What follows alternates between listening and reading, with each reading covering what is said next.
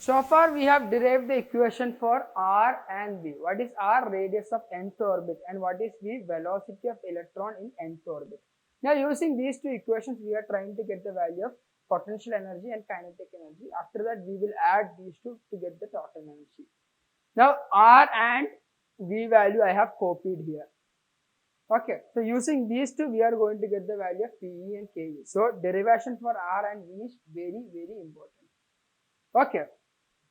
Now, what is the value of potential energy? How can we get the value of potential energy? When electron is revolving in the orbit, let's say electron is going in this direction and we have nucleus here. We have learned already that potential energy of a system when we have charges Q1 and Q2 separated at a distance of r, potential energy is equal to 1 by 4 pi epsilon 0 Q1 Q2 by r. R12, the distance in between these two. Okay, now here in this case we have two charges. One is nucleus having a charge of Ze plus and another one is electron having a charge of E minus.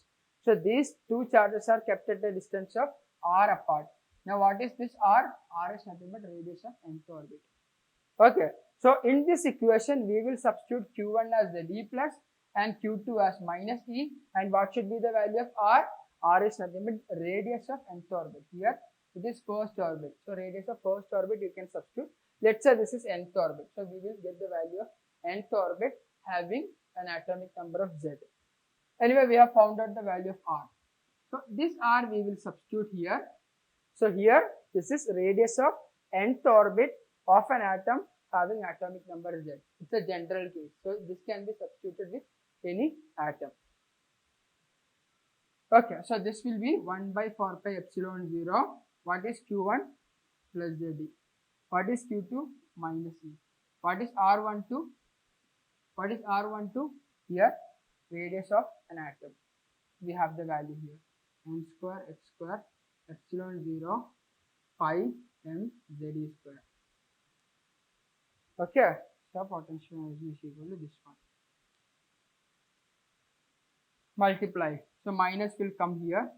So potential energy can be a negative value. So don't eliminate this negative value. So Z square will be on the top. And out of that, this also will come. So denominator of, this is a value. A by B divided by P by Q. What is that? AQ divided by PB, right? Similarly, I can take this to the numerator. So Ze square into pi m into Z square divided by 4 pi epsilon 0 m square h square epsilon 0. So what is the total value? I have nothing to cancel from here, right? I have pi that can be cancelled. Anything else? No. Okay. Yeah.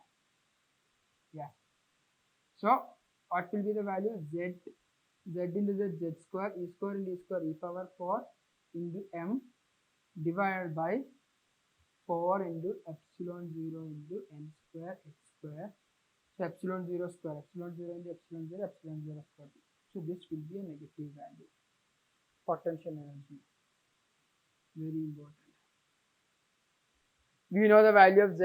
Z is nothing but atomic number of which we are going to find out the potential energy, and N is its nth orbit. E we know, M we know, 4 we know, epsilon 0 we know, N we know. So substituting the value, we will get substituting the non-value, we can get one more equation where only the variable is Z square by N square. But we will, at this position, we are not going to substitute the value because total energy is very important. It's not potential energy, not only potential energy. We need to find kinetic energy, then we will find total energy. After that, we will substitute the values of non-quantities to get the final equation where we have only Z and N. Okay, so this is potential energy. Learn this, very important. Thank you.